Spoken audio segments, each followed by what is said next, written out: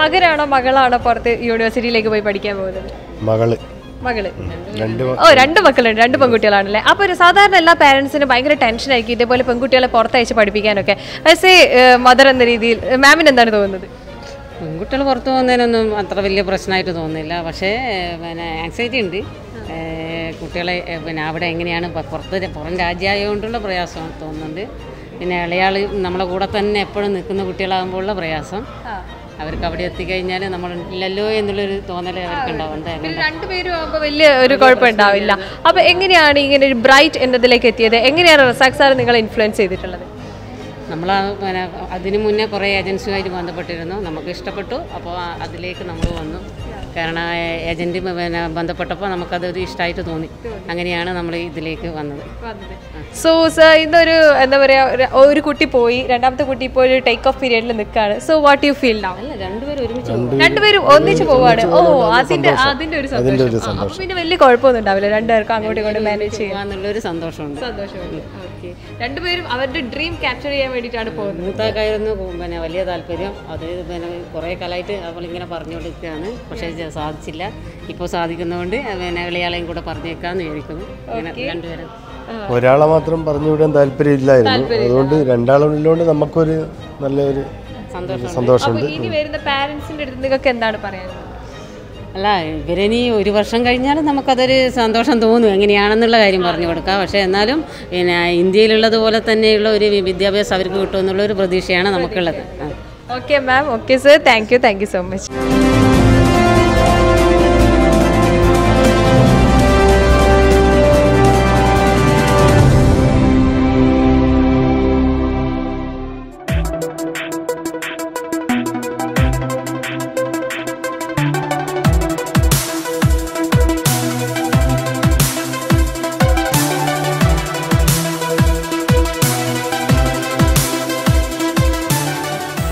സാറിന്റെ മകളെ ഏത് യൂണിവേഴ്സിറ്റിയിലാണ് പഠിക്കുന്നത്? യാങ്ജോ മെഡിക്കൽ യൂണിവേഴ്സിറ്റി.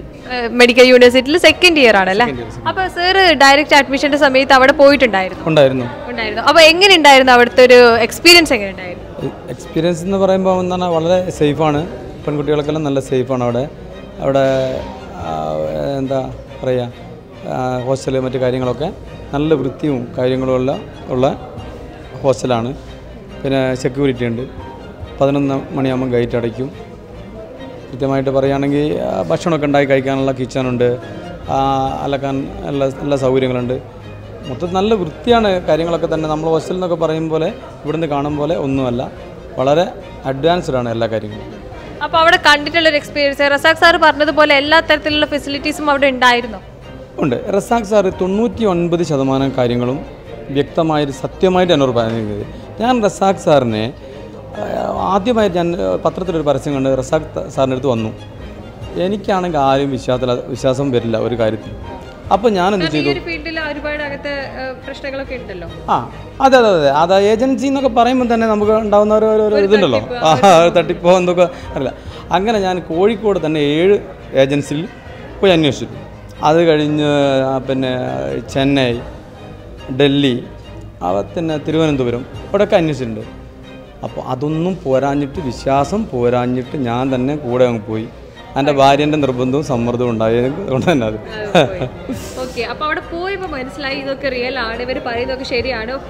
ഇവർ എന്ന് ഞാൻ പറയുന്നില്ല. എൻ്റെ അഭിപ്രായത്തിൽ മറ്റുള്ളവർ പറഞ്ഞതൊന്നും പല ആൾക്കാരും പറഞ്ഞത് റെഡി ആയിട്ടില്ല.